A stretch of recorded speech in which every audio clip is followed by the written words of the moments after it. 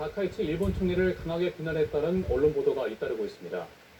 당시 트럼프 대통령은 다카이치 총리를 두둔한 것으로 알려졌는데 당분간 중일 관계가 좋아지기는 어려울 거라는 전망이 커지고 있습니다. 도쿄에서 이승배 특파원이 보도합니다.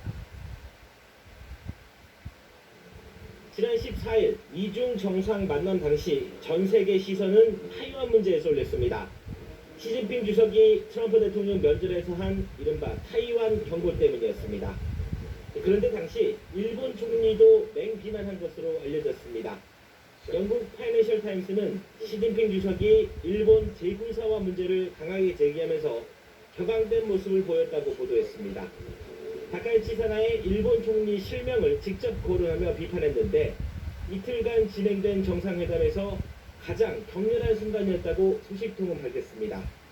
특히 사전 실무 협의에서 전혀 논의되지 않은 주제여서 미국 측 참석자들은 당혹감을 감추지 못했다고 전했습니다.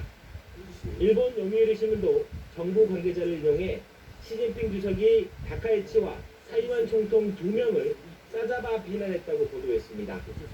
지역 평화를 위협하고 있으니 두 정상을 지원하지 말라고 트럼프 대통령에게 요구했다는 것입니다.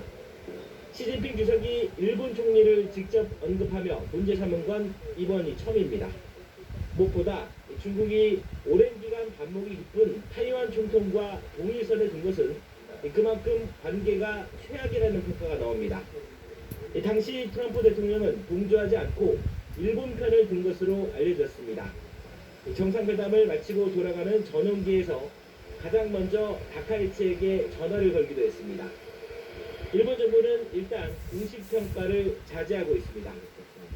ご指摘の報道は承知をしておりますが、第三国間のやり取りでありますので、その詳細についてコメントする立場にはございません。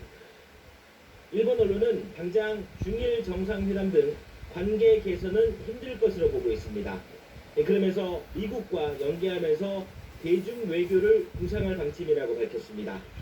하지만 중국은 트럼프 대통령이 떠나자마자 최근 서해와 동중국해 등에 군함 100여 척을 배치하며 군사적 압박 강도를 높이면서 중일 관계는 더욱 얼어붙고 있습니다. 도쿄에서 YTN 이승배입니다.